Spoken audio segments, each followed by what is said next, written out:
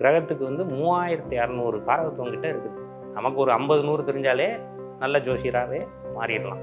அப்போ அந்த மிதுனம் அப்படிங்கிறது இவங்க வந்து நல்ல வயல்வெளிக்கு போய் ஒரு 2 மணி நேரம் அமைதியாக உட்கார்ந்து நல்லபடியாக வந்து அந்த இயற்கையை வந்து ரசித்து, அல்லது ஒரு விவசாயிக்கு போய் உதவி செஞ்சாங்கன்னா அவங்களுக்கு அந்த 2ஆம் பாவங்கிறது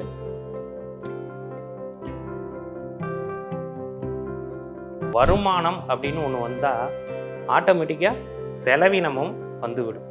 யாருமே வந்து நான் 10,000 ரூபா சம்பாதிக்கிறேன், 10,000 ரூபா அப்படியேவா இருக்கும்?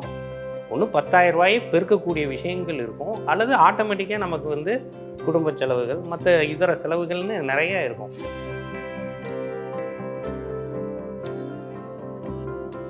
தாய் காலில் விழுந்து கும்பிட்டுட்டு போனாங்கன்னாலே வேற எதுவுமே இல்லை. தாயே தெய்வம், அவ்வளோதான் விஷயம்.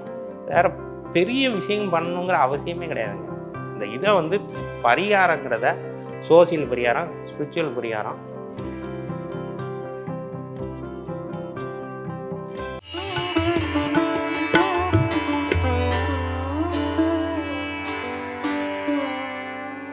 பிரணவ மந்திரம் நேயர்களுக்கு அன்பு வணக்கம். தொடர்ந்து ஜாதக ரீதியாக, ஜோதிட ரீதியாக, கிரகங்கள் பற்றி நம்ம நிறைய விஷயங்கள் நம்ம சேனலில் பார்த்துட்டு வரோம்.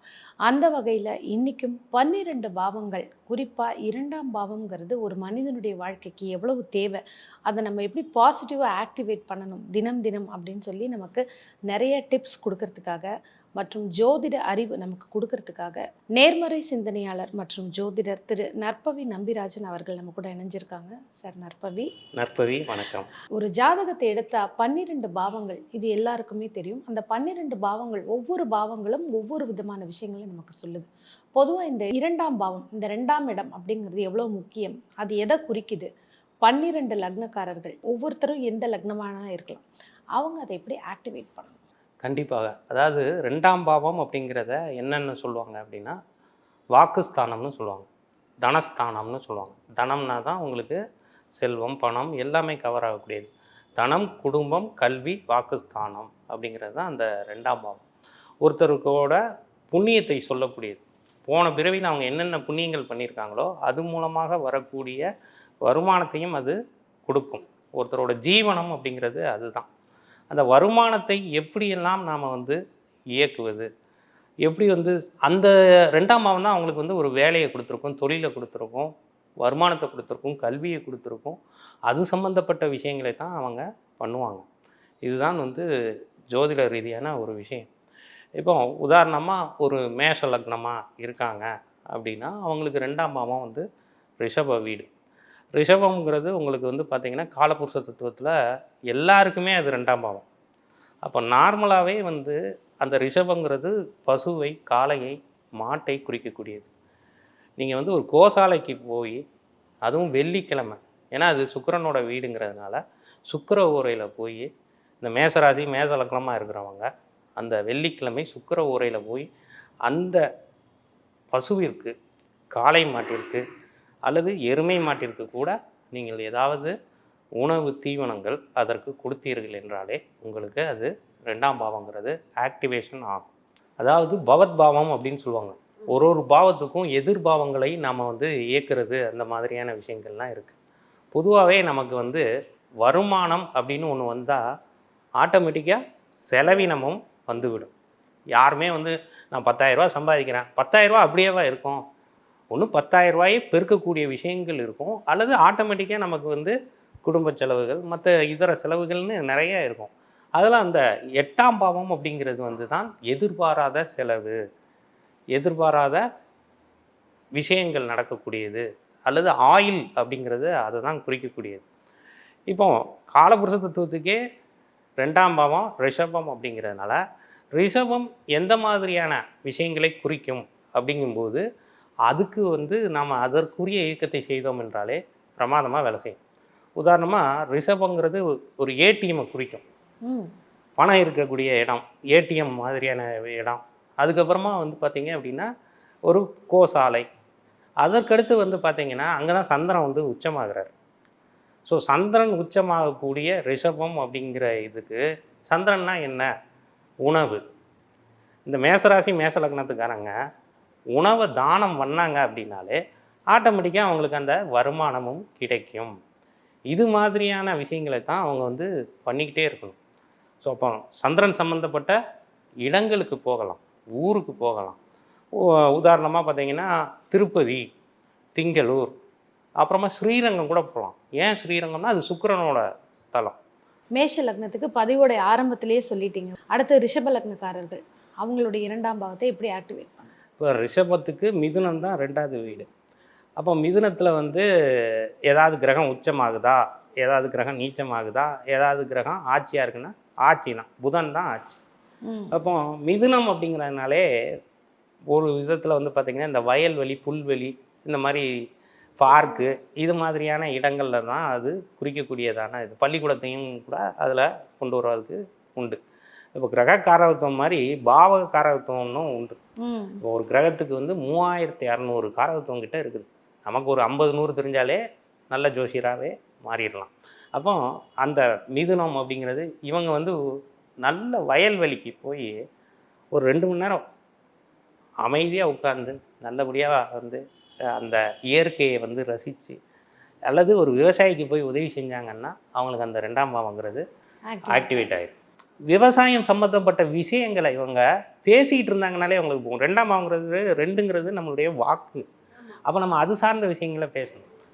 அப்போ ஒரு பார்க்கு இருக்குது அவங்க வீட்டு பக்கத்துலேயே, அந்த பார்க்குக்கு வந்து சரிவர ஒரு பராமரிப்பு இல்லை அப்படின்னா உடனே மாநகராட்சிக்கு கூப்பிட்டு இந்த இது வந்து சரியாக இது பண்ணுங்க அப்படின்னு ஒரு ஃபோன் பண்ணும்போது நம்மளுடைய வாக்கு அப்படிங்கிறது நம்ம பேசுகிறோம். அதை செய்கிறோம், ஒரு நல்ல விஷயத்தை செய்கிறோம், அது பொது விஷயத்தை செய்கிறோம்.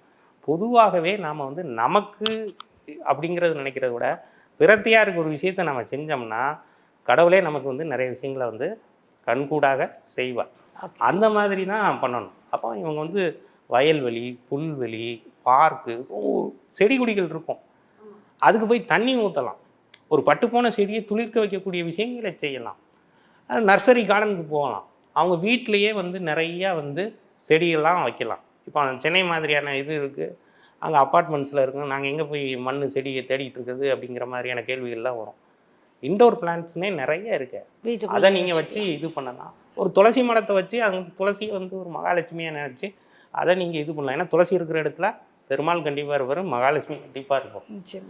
நீங்கள் வந்து பார்த்தீங்கன்னா அந்த காலத்துலலாம் எல்லா வீடுகள்லையும் துளசி மாடங்கிறது இருக்கும். அது ஒரு ஆலயமாகவே பாவித்து அதை வந்து ரொம்ப பதிவிரதத்தனமாக அதை கும்பிடக்கூடியவர்களாகத்தான் இருந்திருக்கிறாங்க. அப்போது அதை மாதிரியானது. அப்போ காய்கறிகள் அப்படிங்கிறது பச்சை காய்கறிகள் புதனை குறிக்கிறது.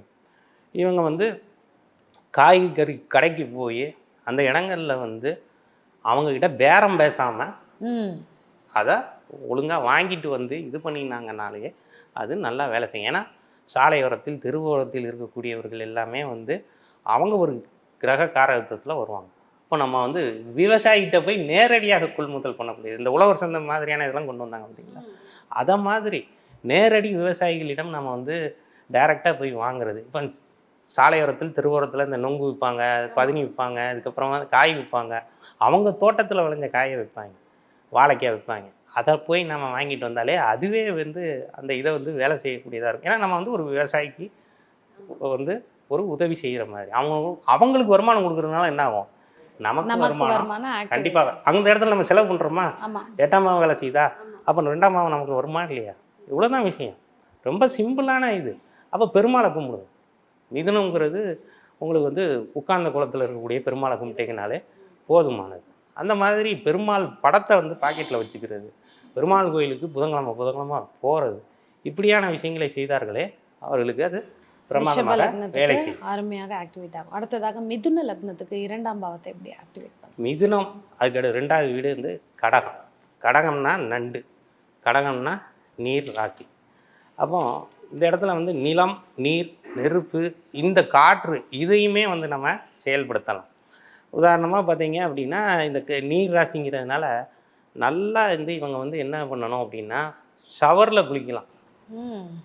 இந்த மக்கில் எடுத்து தண்ணி ஊற்றி குளிக்கிறதுக்கும் ஷவரில் குளிக்கிறதுக்கும் நிறையா வித்தியாசம் இருக்குது. அதே மாதிரி ஆறுகளில் நீராடுவது, அதுவும் புனித ஆறுகளில் நீராடுவது, புனித நதிகளில் நீராடுவது, அதுக்கப்புறமா புனித ஸ்தலங்களில் இருக்கக்கூடிய சமுத்திரங்கள், இப்போ திருச்செந்தூர், கன்னியாகுமரி, ராமேஸ்வரம், இதை மாதிரியான இடங்களுக்கு தேடி சென்று போய் அவங்க அங்கே வந்து ஸ்நானம் பண்ணாங்கனாலே போதும், அந்த நீரை எடுத்துகிட்டு வந்து அவங்க வீட்டில், அவங்க ஆஃபீஸில் இதிலலாம் தெளிக்கிறது வைக்கிறது, அதில் வந்து குடிக்கிறதுனா சூடு பண்ணி கூட அந்த தண்ணியை குடிக்கலாம், சமையலுக்கும் கூட யூஸ் பண்ணலாம். இப்படிலாம் பண்ணாங்கன்னா கூட அந்த விஷயம் நீர் தத்துவத்தை அவங்க வந்து செயல்படுத்துகிறாங்கன்னு அர்த்தம்.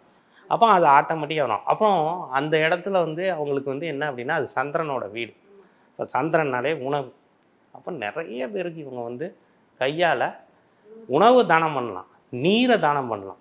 இப்போ ஒரு அம்பாள் கோயில், சந்திரனுங்கிறது அம்பாளை குறிக்கும், கடகங்கிறது அது அம்பாள் மாதிரி தான். அங்கே குருவும் உச்சமாகக்கூடியதாக இருக்குது. அப்போ ஒரு கோயிலுங்கும்போது அது குருவாக வந்துடும். கோயிலுக்கு போய் அங்கே வந்து ஆர்ஓ வாட்டர் இல்லை அப்படின்னா ஆர்ஓ வாட்டரை போட்டு விடணும். அந்த கோயிலுக்கு தண்ணீரை வந்து கொடுத்துட்டாங்க அப்படின்னா அங்கே குருவும் செயல்படும், சந்திரனும் செயல்படும். எங்களுக்கு 2ஆம் பாவம் ஆக்டிவேட் ஆகிடும் தன்னை போல். அப்போ அங்கே அன்னதானத்துக்கான கான்ட்ரிபியூஷனுக்கு எடுத்துக்கலாம். வசதி இருக்குன்னா ஒரு 500 பேருக்கு சாப்பாடு போடுங்க. உங்களால் 50 பேருக்கு போட முடிஞ்சா 50 பேருக்கு போடுங்க. இல்லை 2 பேருக்கு தான் போட முடிஞ்சா 2 பேருக்கு போடுங்க. இல்லை 2 பேருக்கு வாட்டர் பாட்டிலை வாங்கி கொடுத்துக்கிட்டே இருங்க. யாருக்காவது தண்ணீரை தானம் பண்ணிக்கிட்டே இருங்க. சரி, இல்லை மோர் தானம் பண்ணுங்கள். இல்லை ஏதாவது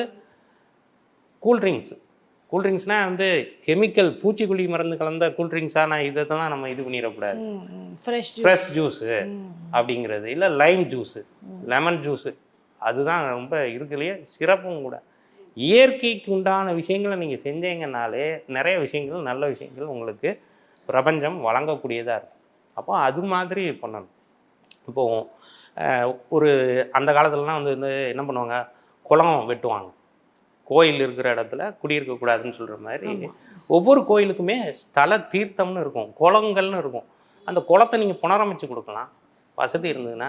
உங்களால் வசதி இல்லை, என்னால் புனரமைக்க முடியாதுன்னா உழவார பண்ணி செய்யுங்க. அங்கே தண்ணீர் வர்றதுக்கு என்ன உங்களால் செய்ய முடியுமோ அதை நீங்கள் செய்யுங்க.